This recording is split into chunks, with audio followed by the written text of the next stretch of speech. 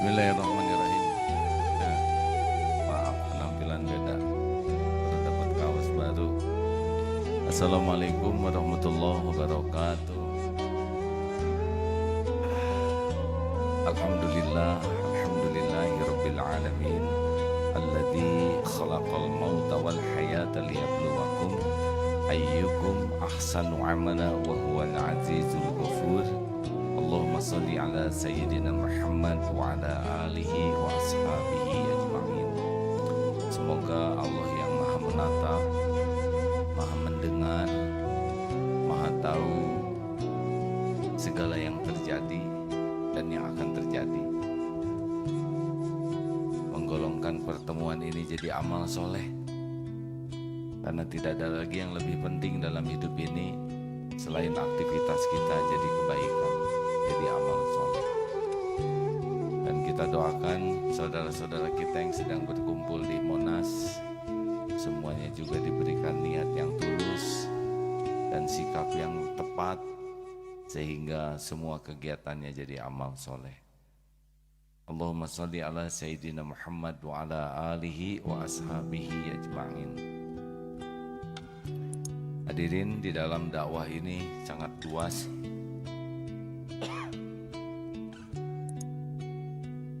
Tidak hanya satu bentuk, tidak hanya satu suasana, tidak juga hanya satu kelompok. Jadi di mana-mana bisa ambil bagian dalam dakwah. Kalau hari ini ada yang di Monas, alhamdulillah, kita bantu doa supaya itu pun jadi amal soleh, jadi bukti indahnya Islam. Ada yang sedang milad di Darut Tauhid, ada juga yang di tempat-tempat lain, bahkan ada yang di pedalaman yang tidak pernah diliput oleh media, tidak pernah diketahui oleh orang, tapi pasti Allah melihatnya. Dan boleh jadi nilai dakwahnya lebih tinggi daripada yang ceramah di depan banyak orang. Karena besar kecilnya amal itu bukan tergantung jumlah siapa yang dengar, tapi besar kecilnya amal adalah diterima atau tidak oleh Allah. Nah, menurut Imam Ibnu Athaillah, salah satu ciri amal yang dekat dengan diterima oleh Allah adalah ketika orang itu merasa amalnya itu remeh, amalnya itu kecil. Sebaliknya, ketika kita merasa bangga dengan amal kita, merasa hebat dengan apa yang sudah dilakukan, merasa takjub dengan dirinya sendiri, dengan dakwahnya, nah saat itulah boleh jadi amal kita tidak diterima oleh Allah. Hari ini Darut Tauhid juga sedang milad, yang diperkirakan hadir juga banyak. Kalau jumlah ini merasa hebat, berarti kecillah amal ini. Jadi harus hati-hati sekali. Merasa hebat diundang ceramah di kalangan para pejabat, itu ciri-ciri kecil tuh di hadapan Allah, karena dia bangga dengan para pejabatnya. Padahal dakwah di depan pejabat, dakwah di depan rakyat, sama saja yang menilai adalah Allah Subhanahu wa ta'ala. Ceramah di Istana Negara, ceramah di Astana Anyar, tetap saja yang menilai adalah Allah. Ceramah di depan para rektor dengan ceramah di hadapan guru PAUD sama, yang menilai adalah Allah Subhanahu wa ta'ala. Ceramah di depan ratusan ribu orang, ceramah di depan satu orang, sama, yang menilai adalah Allah. Dan orang berubah bukan karena hebatnya ceramah seseorang. Orang berubah karena Allah yang mengubah orang itu. Mudah-mudahan hadiah bagi ketulusan orang yang berdakwah. Sekarang dakwahnya gegap gembita dengan orasi yang menggebu-gebu, tapi Allah tahu hatinya tidak tulus, tidak ada apa-apanya. Kalau orang berubah bukan karena dakwahnya, karena Allah saja yang memberikan. Kenapa dia berubah? Mendengar dakwah pada orang itu dakwahnya boleh jadi kurang bagus. Ya boleh jadi dia pernah nolong orang, dan kebaikan nolong orang itu dapat ilmu. Boleh jadi doa orang tua, boleh jadi doa anak, boleh jadi doa orang yang pernah disakiti dan membalas dengan doa kebaikan. Jadi hati-hati saja hadirin di dalam dakwah ini. Karena orang yang kedua dihisab adalah yang berdakwah. Yang pertama dihisab mujahid yang merasa meninggal di medan perang. Ternyata tidak semua ke surga. Ada yang Allah berfirman, kadzabta, dusta kamu. Kamu berjuang ingin dianggap pahlawan. Kamu berjuang ingin dianggap pemberani, hebat. Dan sudah engkau dapatkan itu di dunia. Di akhirat diseret tertelungkup jadi ahli neraka. Ini hadis sahih. Yang kedua adalah yang belajar agama dan mengajarkannya, belajar Quran dan membacanya. Dusta kamu. Kamu ingin disebut ulama, ingin disebut ustadz, kiai, dai keren, beken, dan sudah engkau dapatkan di dunia. Jadi kalau kita niatnya untuk kekaguman orang, penilaian orang, pujian orang, kita akan merasa besar, tapi sirna di sisi Allah. Inilah yang harus kita waspadai. Jangan sampai jumlah membuat ujub, karena tidak ada apa-apanya jumlah itu. Bagi Allah tidak ada apa-apanya. Manusia ciptaan Allah itu banyak ya. Oh, perkembangan dalam hasil polling, bukan polling. Nanti saya sampaikan hasilnya bahwa umat Islam tumbuh di dunia ini sudah 2 miliar, 2, sekian miliar. Sudah melampaui agama yang lain. Ini ada bukan kita yang membuat polling ini. Demikianlah. Nah, kali ini kita akan berdialog dengan 2 guru yang nanti akan dialognya lebih lengkap. Jadi acara kita pagi ini adalah siaran pagi ya. Sesudah ini kita sarapan bersama-sama di tempat yang sesuai dengan kondisi dompet masing-masing. Coba saya nanya, mau gratis atau mau beli sendiri? Kalau mampu, kenapa kita harus berharap yang gratis? Benar? Ini serius hadirin. Kalau kita dikasih uang oleh Allah dan ada antrian makan untuk duafa, dan Allah membuat kita tidak duafa, lalu kita ngambil hak orang duafa, Allah nanti tahu dia udah dikasih rezekinya, tapi dia masih ngambil hak orang yang miskin, nanti diijabah. Itu tekniknya ya, supaya saudara kita jangan ini serius ya, pembagian untuk kaum duafa. Kecuali kalau pembagian bagi siapapun juga ya, niatkan supaya yang ngasihnya dapat pahala. Tapi kalau ini ya, apalagi pembagian khusus bagi yang bayar, saudara nggak bayar ngambil, nggak halal. Tegang lagi ya. Kenapa saudara serba tegang begini perkara makanan? Tenang ya, rezeki ada Allah yang ngatur. Tapi ini informasi penting, jadi biasakanlah jaga izah. Kalau kita sanggup beli. Kalau kita nggak sanggup tahan. Kalau memang ada haknya ambil, kalau nggak ada haknya jangan. Allah melihat sikap kita. Dari ngejaga izah inilah yang biasanya akan datang pertolongan Allah lainnya. Kita diskusi dengan 2 pendakwah yang punya cara sendiri dakwah. Oh, apakah jadi mubalik yang banyak followernya di medsos itu kira-kira langsung mulia? Belum tentu. Banyak follower itu tidak ada artinya di sisi Allah. Keikhlasan dan amal itu yang ada artinya. Yang guru ila qulubikum wa a'malikum. Mari hadir sahabat. Mana punten ada? Ayo Kang, kumpul sini punten. Ini namanya ada 2 yang nanti kita dialog. Hari ini hanya perkenalan saja ya, tapi nanti dialog panjangnya. Yang jauh dulu. Ini Pak Untung dulu ya, Pak Untung. Assalamualaikum Pak. Ya karena beliau tangannya disimpan di akhirat, nanti di sorga. Jadi salamannya. Terima kasih Pak Untung. Dan yang sebelah lagi, aduh punten siapa nanya Pak? Pak Selamat ya. Kan? Pak Asman Hatta ya. Ini Untung, ini Selamat, maaf Aden. Apa kabar? Nah kayak gini. Bentar. Jangan pakai bisa biasa. Oh ya maaf ya. Baik, coba tes dulu. Halo. Wah ya. Terima kasih. Alhamdulillah. Biasanya yang kanan dulu ya, sebentar ya. Pak Untung, alhamdulillah. Assalamualaikum warahmatullahi wabarakatuh. Wabarakatuh. Kalau agak sulit ya saya bantu. Enggak usah Ustaz, bisa Ustaz. Bisa ya, alhamdulillah. Lahir di Sumeneb 28 Juni tahun 70, laki-laki. Ya.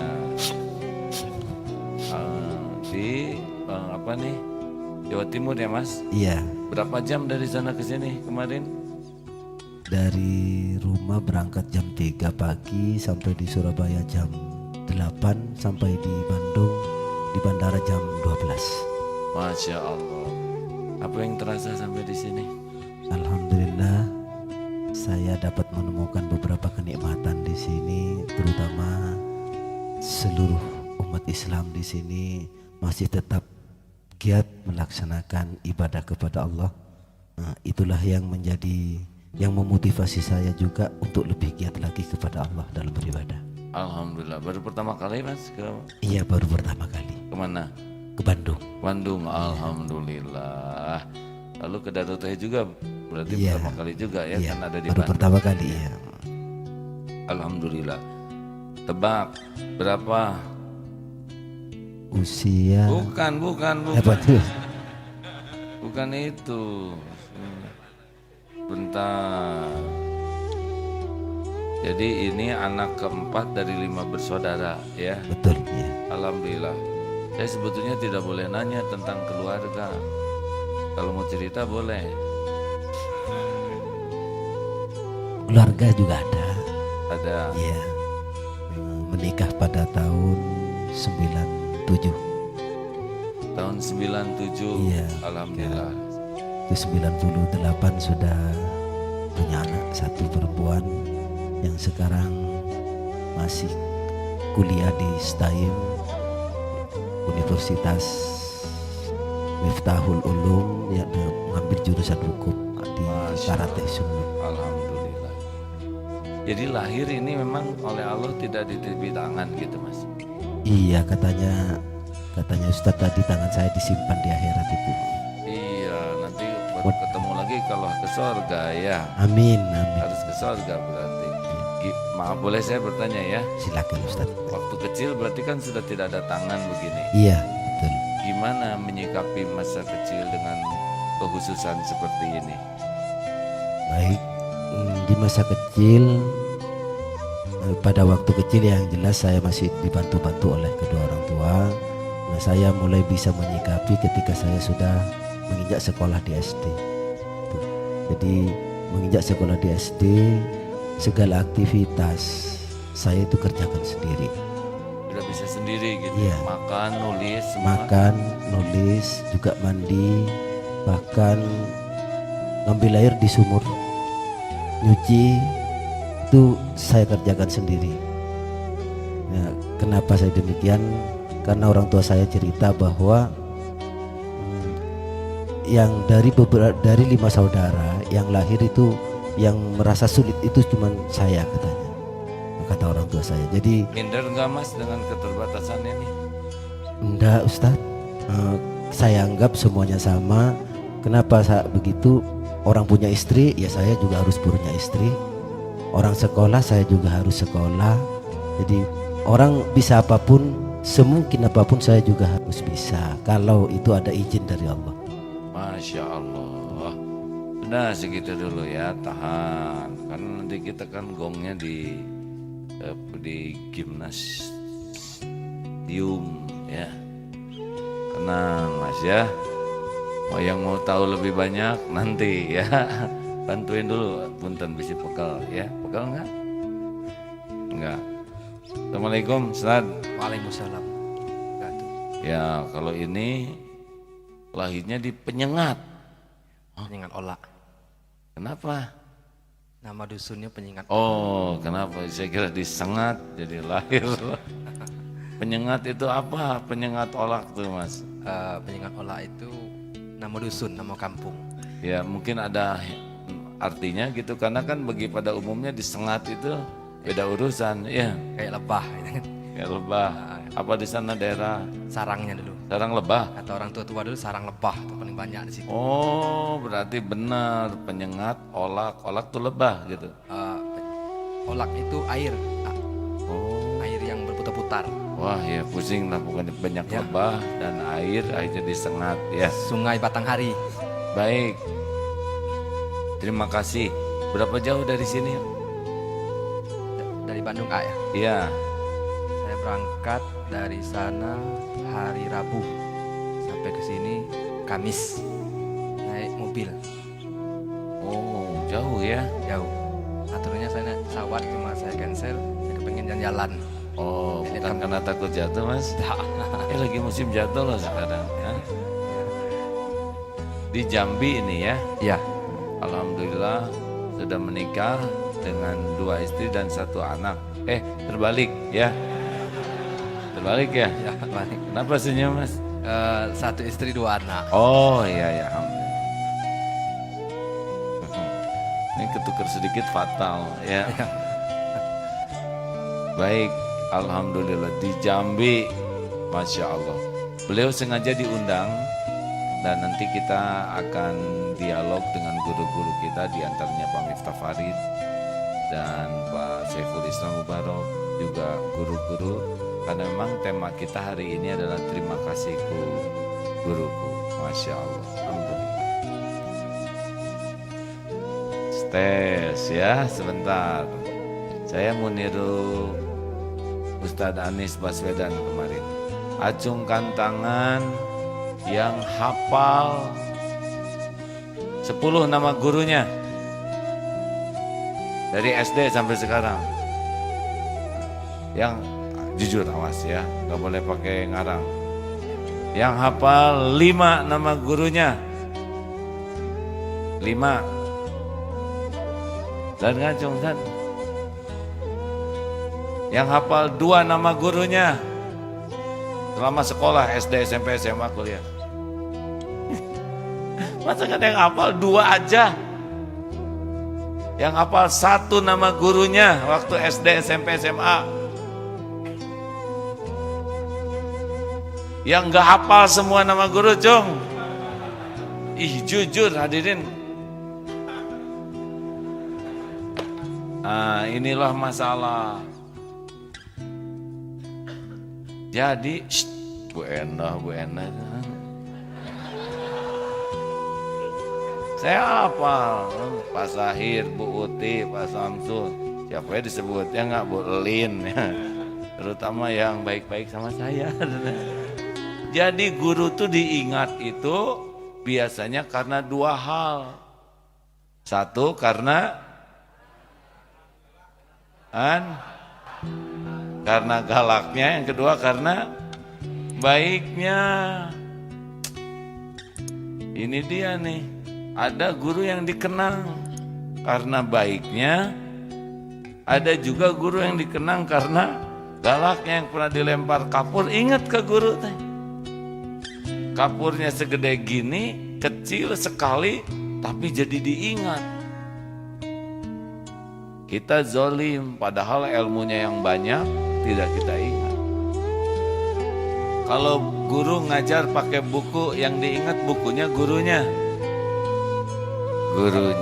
ya.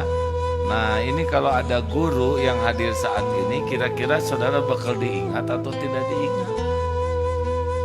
Nah diingatnya yang mana? Yang bagian baiknya, bagian galaknya. Itu kata kunci penting bagi seorang guru. Halo? Kenapa jadi mikir semua ini? Kemarin yang datang 1.200 guru, pas diingetin begini, katanya kita tuh jadi kenangan apa bagi para murid. Nah, di antara guru itu ada yang dikenang kebaikannya. Harusnya inilah yang dikenang. Tambahan lagi, guru bisa diganti dengan teknologi tidak? Jawab, tergantung gurunya. Kalau gurunya ngajarnya itu aja, nggak ada variasi apa-apa, tinggal direkam,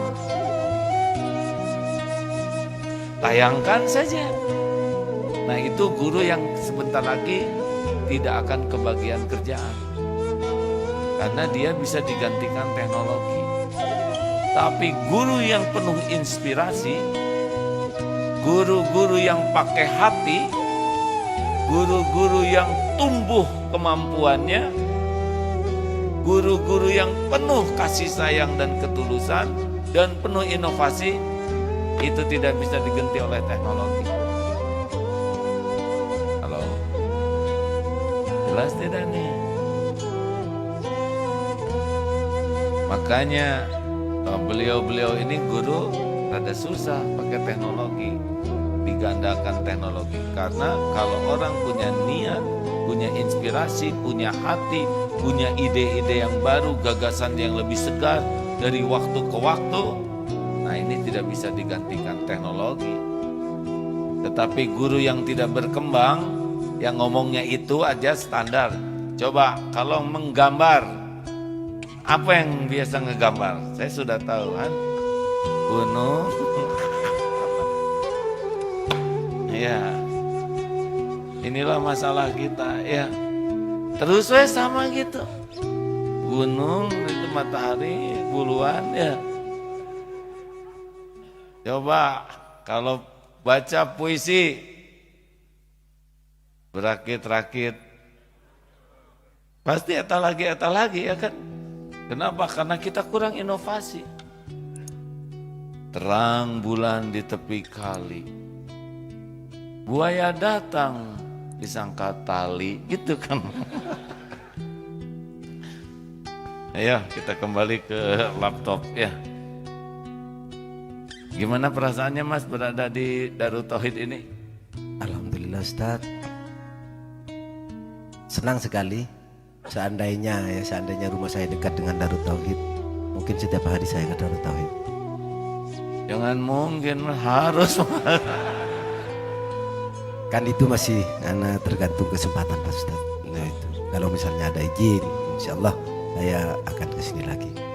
Masya Allah, Alhamdulillah. Jadi ngajar mulai umur berapa Mas? Ngajarnya mulai dari tahun 93 sampai sekarang. Kisaran 27 tahun Ustaz. 27 tahun. Daftar jadi pengajar atau gimana? Awalnya saya mendaftar ke pengasuh karena habis dari pesantren, jadi pemikiran saya tidak ada pekerjaan yang bisa saya lakukan kecuali dengan mengajar. Teringat dawuh pengasuh bahwa sampaikan ilmu kamu walaupun hanya satu ayat, itu aja. Makanya saya daftar ke pengasuh. Setelah itu alhamdulillah pengasuh juga merespon apa yang keinginan saya. Di situ saya diterima untuk mengajar bahasa Arab. Ngajar apa? Ngajar bahasa Arab, tapi ya bahasa Arab dalam kategori apa ya, cuman sorof, nahu sorof itu aja. Di Miftahul Ulum. Kan harus nulis Mas di papan tulis. Iya, kalau bahasa Arab harus nulis. Nah, begitu ada kemajuan, kemudian ada proyektor, jadi kami harus mengisi di laptop. Pelajaran-pelajaran itu lebih memudahkan lagi kepada kami untuk menyampaikan pelajaran kepada siswa. Kalau sebelumnya kan di papan tulis, nulis di papan tulis. Iya, nulis pakai kaki. Kaki ya. Sekarang pakai sarung, tidak boleh dipraktekkan ya. Tapi kan kalau ngajar nggak pakai sarung kan? celana Ustaz. Ya bagus. Sudah, jangan membahas itu lagi. Makasih ya. Ini di pedalaman, gimana itu pedalaman tuh? Dakwahnya di mana nih, ngajar di mana Mas? Om, kalau di Pak Asman Hatta tuh kalau panggilannya kan Jawa Mas. Kalau ini apa? Hatta. Kalau panggilan dia sebenarnya orang tua saya manggil itu Hatta. Hatta. Hatta. Jadi Mas Hatta gitu. Enggak juga ya? Ya juga lah. Bang Hatta ya? Boleh juga lah kan. Oh baiklah. Bang boleh, silahkan gimana nih? Gimana ini ngajar di daerah gitu? Bisa diceritakan sedikit? Awal pertama saya ngajar di suku anak dalam Jambi. Waktu itu saya KKN. KKN. Kuliah di IAIN Jambi. Tapi tidak selesai juga sampai 18 tahun. Selesainya di Setai Ma'arif. Karena kebanyakan masuk dalam hutan terus. Masuk ke hutan terus. Jadi kuliahnya 18 termasuk MA ya, mahasiswa abadi. 18 tahun untuk 18 tahun. Masya Allah. Selesainya di Setai. Bukan di IAIN lagi. Setai. Baik. Kenapa tertarik dakwah ke hutan seperti itu? Waktu itu saya KKN, saya pergi mancing. Karena hobi saya ini mancing. Hobi mancing ikan. Jadi saya ketemu orang dalam, nggak pakai pakaian. Ini masih kelihatan. Nggak usah dipegang ya gitu aja. Aduh, karena kebiasaan di orang dalam jadi ya. Orang dalam itu maksudnya adalah orang di pedalaman. Pedalaman, suku anak dalam. Dia ada 3 gelar. Satu, anak rimba. Kedua, suku dalam. Ketiga, orang dusun.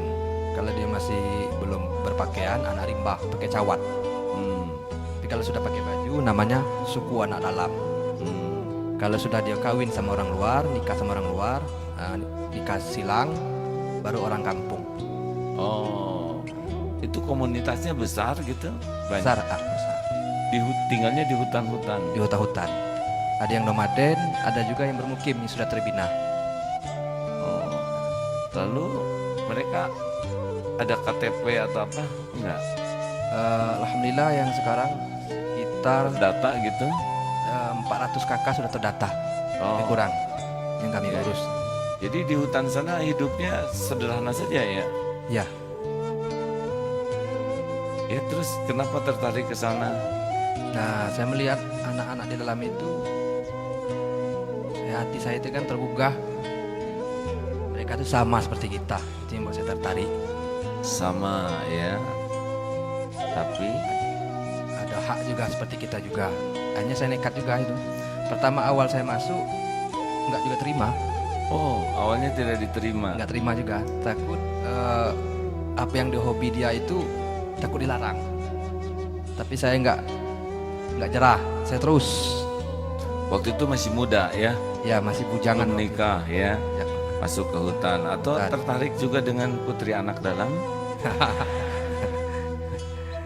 Ya lalu mulai sendiri atau ada teman lain yang juga punya pemikiran sama? Sendirian. Yang pernah saya ngajak teman, tapi tempat itu nggak sanggup. Oh, Nah. memang berapa jauh sampai ke pemukiman anak dalam ini? Kalau per kilonya dekat, cuman akses jalannya, lumpurnya bisa batas lutut. Lumpurnya, Itu perjalanan minimal 5 jam tuh paling cepat. jalan kaki, Pakai motor, pakai motor, pakai motor trail sendiri. sendiri. Nggak takut tuh ada genderuwo atau apa gitu, Nggak. atau binatang-binatang hutan. Sering lah ketemu binatang, sering kayak ular, seperti beruang, sering. Cuman ada teknik-tekniknya. Oh, ada tekniknya. Jadi menarik hadirin. Pertama sendiri, yang kedua bukan perkara yang mudah masuk ke pedalaman. Yang ketiga penuh dengan resiko. Sangat beda dengan ceramah duduk di sini ya. Semuanya nyaman, jamaah datang sendiri, karpet empuk, sound system canggih. Ini saya rasanya ditabok ini hadirinnya dengan dengan informasi ini karena suasana yang saya dapatkan kan serba mudah. Tapi beliau itu udah jauh sendiri, kemudian banyak tantangan. Apa yang paling memotivasi? Pasti ada sesuatu tuh yang lebih kuat mendorong melakukan ini.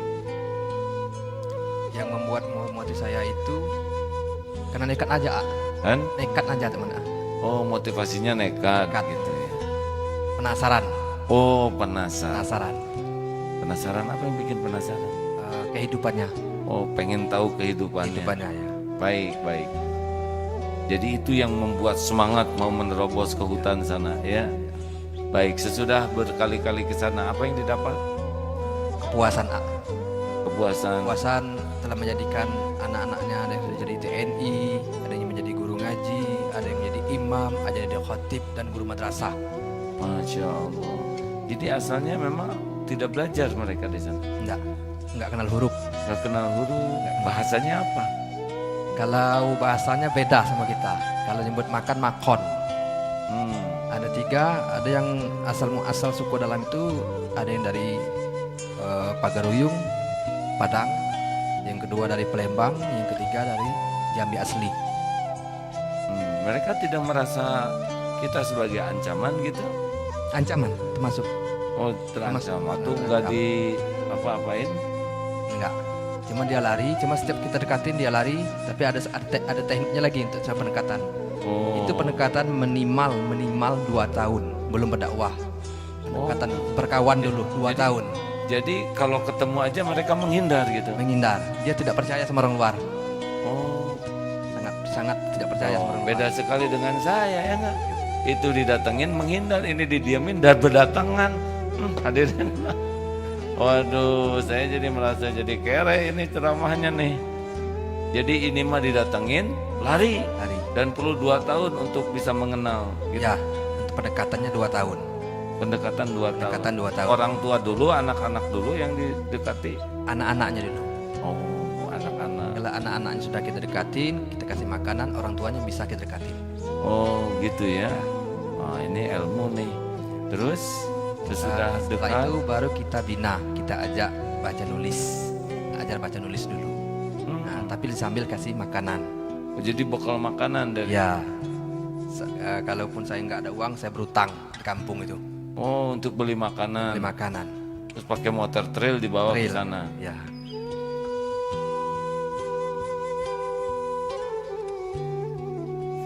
Terus gimana? Kita lagi berusaha membayangkan ya sesuatu yang belum pernah saya jalan ini kayak gini. Terus ke hutan, bawa makanan. Berapa lama tinggal bersama mereka? minimal bisa 3 hari 1 minggu dalam hutan. Oh, Itu pun bisa juga, kita bisa tinggal juga. Kalaupun kita nyasar dalam hutan 1 bulan bisa terjadi sama kita di dalam hutan itu. itu karena nyasar. Nyasar. Terus makanannya gimana sebulan dulu? Kita lihat waktu kita di hutan itu, kalau ada monyet makan buah-buahan, bekas sisanya itu kita makan. Tapi kalau ada buah-buahan itu bagus, tidak dimakan binatang, jangan dimakan. Oh, namanya. Beracun. Oh, jadi berguru dari monyet. Ya, Iya kan? Jadi kalau monyet makan, kita makan. kita makan sisanya itu diambil. Oh, sisa monyet. Kalau monyet tidak mau makan, Bahaya, racun. beracun. Bagus nih. Ide bagus. Coba nanti dilihat monyet makan apa aja. Gitu tekniknya. Masalahnya kalau nggak ketemu monyet. Ya. Kalaupun ada namanya buah gadung. Buah gadung itu kalau nggak bisa dimasak, bisa berbuih mulut kita nih. Beracun juga itu. Itu babinya tidak mau makan itu. Babi tidak mau makan. Babinya tidak mau makan itu. Padahal babi itu rakusnya luar biasa, tapi itu buah itu tidak mau babi makannya. Tapi orang pedalaman mau makan itu. Ada tekniknya untuk membuang racunnya itu. Itulah yang membedakan ya. Baik, di hutan itu tidak ada ini ya, tidak ada lampu, Nggak ada, TV, nggak ada, kan? nggak ada, Radio. nggak ada. Oh, jadi gimana tuh kehidupan di hutan sana? Ya paling sambil merokok, sambil bicara-bicara sampai pagi. Nah, itulah kehobian itu seperti itu. Jadi saya ikutin aja. Oh, mereka Pendekatan. rokok. Rokok. Itu paling utama itu rokok dulu cara pendekatannya itu. Oh, ini saya rada kena batunya nih. Jadi pendekatannya merokok. Rokok dan makanan. Paling rokoknya itu yang paling apa itu rokoknya rokok gulungan yang kiloan. Nah, itu pendekatan pertama sekali. Enggak, mereka udah punya rokok duluan. Ya, Terus dibawain oleh kita. ya kita bawain oleh kita. Itu ciri khasnya dulu pertama rokok. Hmm. Waktu itu pernah saya nyasar selama 3 hari musim kemarau, belum ketemu sanak-sanak di dalam itu. Badan saya sudah lemas 3 hari 3 malam, nggak makan nggak minum. Ada daun-daunan kering waktu itu. Jadi badan sudah lemas, cuma saya bawa parang. Ada ular lewat, terus saya kapak, darahnya disap. Oh. Seumur hidup baru sekali. Aduh, ini mau jadi serem begini ceramah teh. Udah belajar dari monyet, sekarang udah. Jadi apa hikmah yang paling besar perubahan pada diri sesudah berinteraksi dengan anak dalam itu? Hikmahnya saya berterima kasih kepada Allah Ta'ala, banyak perubahan kepada anak suku dalam yang sudah maju, banyak yang maju. Alhamdulillah ada yang sudah di TNI tadi dan bisa bergaul dengan masyarakat seperti kita biasa ini. Itu yang membuat saya puas. Memang sudah berapa tahun prosesnya untuk bisa seperti itu? Sekitar 13 tahun. 13 tahun ya. 13 tahun atau 15 tahunan lah. Sekarang masih atau tidak? Masih, Masih suka ke sana? masih. Oh, mereka udah kenal ya, udah biasa. Enak ya, biasa. Alhamdulillah. Ada teman lainnya sekarang yang tertarik melakukan hal yang sama? Ada sekarang mulai ada satu-satu mengikut-ikut saya. Kalau dulu susah mau ngajak teman-teman. Kenapa susah? Pertama, maaf ngomong orang itu bau. Satu. Bau. Wah, Ya. kalau yang masih asli suku dalam itu matanya merah. Matanya masih merah itu. Yang ketiga orangnya cuek. Susah untuk dekatinya. Yang keempat akses jalannya. Akses jalan itu susah ditempuh. Orang kampung pun yang orang asli di sana itu tak tahu tentang di sana. Saking susah untuk perjalanan di sana itu. Itu minimal perjalanan dari kampung, bukan dari rumah saya, tapi dari kampung 5 jam minimal. Kalau di rumah saya bisa mencapai 9 jam atau bisa mencapai 12 jam ke pedalaman itu, dalam hutan itu. Ada yang membiayai dakwah ini enggak? Waktu saya nggak ada, saya mencari-cari sendirilah. Saya pasang kotak amal, ada namanya Ustaz Arianto itu yang nolong saya waktu itu. Ada juga yang bantu dengan materi, bantu saya dulu. Sekarang tapi sudah ada yang organisasi yang membantu. Ada, alhamdulillah. Alhamdulillah. Saya tidak akan nanya semuanya supaya lebih seru karena nanti di sana ya kalau semua iklan dikeluarin sekarang nanti di sana tinggal tulangnya. Jadi nanti kita sempurnakan apa tekad, bagaimana cara, karena inspirasi seperti inilah yang diharapkan dari pertemuan ini menggugah kita. Ya jangan sampai kita senang di zona nyaman, padahal jadi membuat kita tidak punya nilai manfaat yang besar. Begitu, terima kasih Mas ya, jangan dulu dilanjutkan Pak Hatta. Ini, apa kabar? Alhamdulillah Ustaz. Apa yang paling repot dengan tidak ada tangan ini? Yang paling repot bagi saya cuman maaf ya, ketika saya itu memasang hak celana itu aja. Yang lain tidak ada yang paling repot. Yang kedua yang repot itu salaman ya kan? Salaman pakai kaki Ustaz. Oh gitu. Oh ya istrinya cium kaki berarti ya? Ya enggak begitu Ustaz. Ya kalau misalnya anak-anak didik saya bisa mencium kaki. Tuh. Tapi kalau dengan orang-orang yang sebaya ya sekedar salaman pakai kaki. Bahkan ketika di Metro TV dengan Kick Andi itu salamannya pakai kaki. Oh sudah pernah di kick Andi? Iya pernah tahun 2015. Oh iya iya iya, Masya Allah. Jadi banyak hikmahnya ya nggak ada tangan ini. Banyak Ustadz. Apa saja coba? Di antaranya Satu. bukan mungkin, yang jelas kalau saya punya tangan bisa saja saya jadi, tangan-tangan saya suka ya mungkin pegang ya entah itu pelipis wanita atau yang lain dan sebagainya, bisa saja jadi perampok dan lain sebagainya. Itu aja, makanya saya tidak punya tangan itu tidak pernah minder. Ini sudah yang terbaik dari Allah buat saya. Masya Allah. Jadi tidak ada minder, tidak ada kecewa dengan tidak ada tangan ini ya. Iya Ustadz. Alhamdulillah. Apa hikmah lainnya tidak ada tangan selain jadi tidak bisa maksiat pakai tangan? Nah, hikmah dari apa yang saya alami sekarang dengan begini, ya paling tidak saya bisa belajar dari diri saya sendiri. Ini adalah ujian dari Allah. Apakah saya itu bisa mampu beribadah kepada Allah, melaksanakan hal-hal yang baik, yang bernilai di sisi Allah. Nah, yang saya takutkan nanti dengan begini saya malah menjauh dari Allah, Ustaz. Nah, itu. Tidak ingin dikasihani oleh orang? Nah, ingat dari dawuh guru saya, jangan terlalu banyak berharap kepada seseorang. Bergantung dirilah kita kepada Allah. Itu dawuh guru saya. Nah, itu dawuh gurunya. Iya. Kalau saran saya, kalau kata gurunya jangan terlalu banyak berharap, kalau saya bilang jangan berharap. Gitu. Itu ya, terima kasih. Kalau Ustaz. terlalu banyak masih ada harapan. Sekarang mah hapus saja harapan dari makhluk, karena cuman Allah yang ngasih segalanya.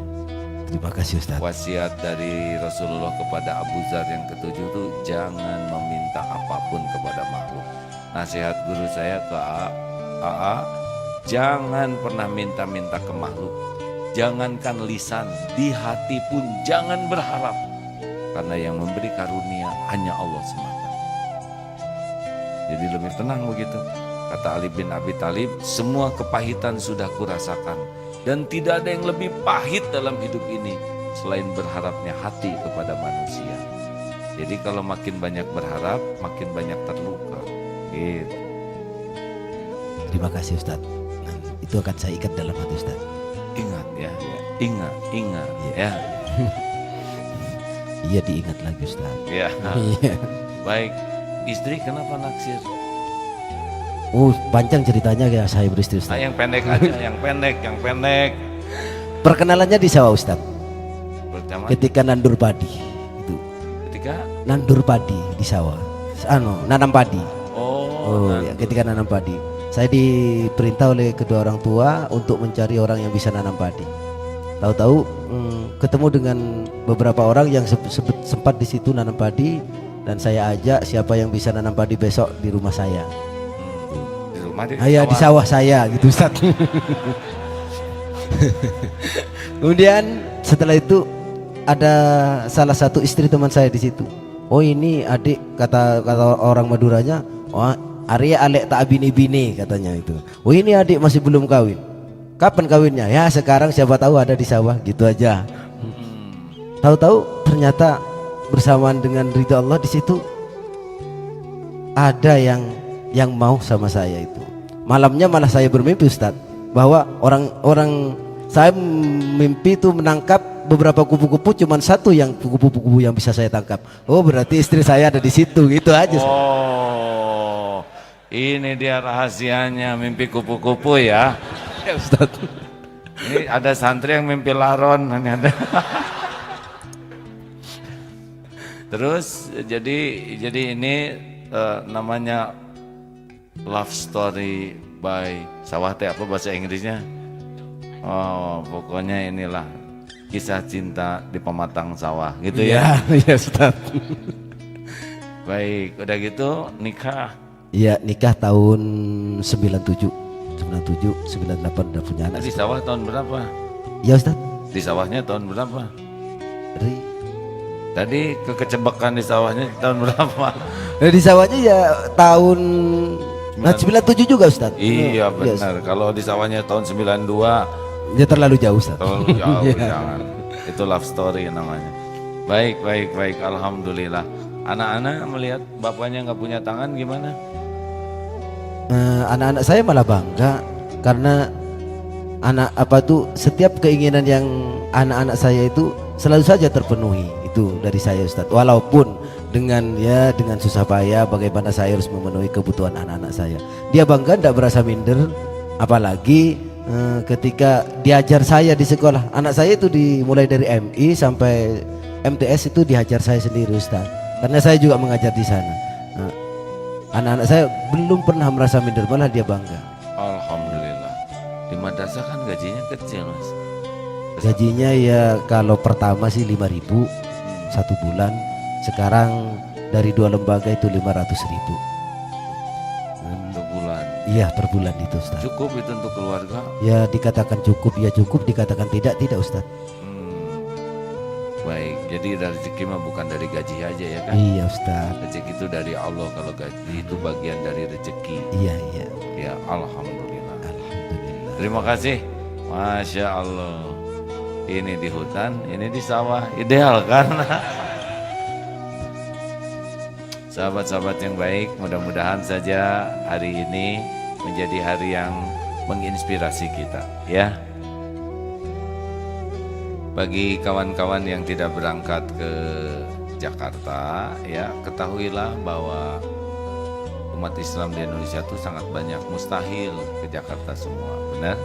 Berbagi tugas, berbagi waktu, berbagi ladang amal. Jadi kita harus membiasakan melihat sesuatu dengan sesuatu yang lebih terbuka. Jangan sampai saling berburuk sangka satu sama lain hanya karena beda sudut pandang, beda cara penyampaian dalam dakwah. Ya, kita senang saja berbaik sangka. Yang sana baik sangka, yang di situ berbaik sangka. Karena memang perintah Allah bagi orang yang beriman itu, ya ayyuhalladzina amanu ijtanibu katsiran minadh-dhann inna ba'dadh-dhanni ism wala tajassasu wala yaghtab ba'dukum ba'da ayyuhibbu ahadukum ayyakula lahma akhihi maitan fakarihtumu wattaqullaha innallaha tawwabur rahim. Hai orang-orang yang beriman, jauhi prasangka karena sebagian dari prasangka itu dosa. Jangan saling mencari-cari kekurangan, aib, kesalahan, dan jangan saling bergunjing menceritakan keburukan saudaranya. Sukakah engkau memakan daging saudaramu yang sudah mati? Tentu engkau merasa jijik, maka bertakwalah kepada Allah. Sesungguhnya Allah Maha penerima tobat dan Maha penyayang. Mudah-mudahan insya Allah kita semua bersih hati. Terima kasih. Sekali lagi kita doakan semoga aktivitas di Monas benar-benar penuh keberkahan, dilindungi Allah dari niat yang salah, dari cara-cara yang salah, sehingga hadirnya saudara-saudara kita di sana bisa menjadi bukti indahnya Islam rahmatan lil alamin, menjadi bagian dari solusi atas permasalahan di Indonesia. Aparatnya juga saudara kita, tokoh-tokohnya saudara kita itu keluarga besar Indonesia yang sama-sama ingin melakukan yang terbaik bagi negeri ini. Kalau semua pihak berbaik sangka dan saling melengkapi, insya Allah bangsa ini akan jadi lebih baik ya. Kita doakan semoga berkah membawa kebaikan dunia juga sampai akhirat nanti. Sekian sahabat-sahabat, bagi yang akan ikut gerak jalan pagi ini, tempatnya adalah di UPI, Universitas Pendidikan Indonesia, dulu IKIP. Dekat, ada lapangan di dalam ya. Kita ke sana pagi ini dan startnya jam 7. Jadi siapapun boleh datang. Hanya bedanya kalau yang pakai infak kebagian pakai kaos dan kartu untuk nanti voucher, ada motor, sepeda dan berbagai hal juga umroh ya. Nah, silakan saja hadir. Jangan lupa supaya kebagian makanan bekal masing-masing ya. Itu standar yang paling top dalam ketawakalan ya. Karena kita berharap dari dia, dia berharap dari kita, ujungnya lapar dua-duanya. Sekian sahabat-sahabat, ditunggu ya di UPI, di IKIP ini. Alhamdulillah kapasitasnya 10.000. Mudah-mudahan manfaat. Subhanakallahumma bihamdik, asyhadu alla ilaha illa anta, astagfiruka wa atubu ilaik. Assalamualaikum warahmatullahi wabarakatuh. Tunggu, belum selesai. Rekan-rekan udah pada punya kaosnya, jangan iri sama kaos saya, ini cuman berapa biji nih ya. Insya Allah pagi ini makan apa nih panitia? Oh, ada donat hadirin ya, supaya kenyang, yaitu sambil makan donat sambil makan di warung. Shh, diam hadirin ya. Apa? Oh, ini donat dari Ubi ya, dari Pak Boy bukan? Oh, Masya Allah, ada sahabat saya Pak Boy, itu Muhammad Boyke, yang senang sekali nyumbang donat ke kita. Jadi namanya kita ganti Boyke Donat ya. Terima kasih sahabat-sahabat. Dari mana aja nih teh? Ini seragam dari mana? Majalengka. Ada lagi dari mana? Mana Solo? Masya Allah, Tegal. Masya Allah. Saking pundi? Yang di otos dari mana? Aduh, itu ceker siapa itu? Saya kira ceker ibu, anak kecil untung. Alhamdulillah, terima kasih Bu. Kenapa ibunya gede kakinya kecil yang anak? Dari mana lagi nih? Kan? Cikampek. Lah Cikampek kan dekat ke Jakarta, ke Monas. Kenapa ke sini? Alhamdulillah. Ya terima kasih lah, pokoknya setiap orang ada takdir masing-masing ya. Paling jauh beliau dari Jambi, dan ini juga jauh lah ya. Tapi rata-rata semuanya dari tadi ya, alhamdulillah. Assalamualaikum warahmatullahi wabarakatuh. Mau lihat tenaga dalam nggak? Nih. Baru tahu ya Mas.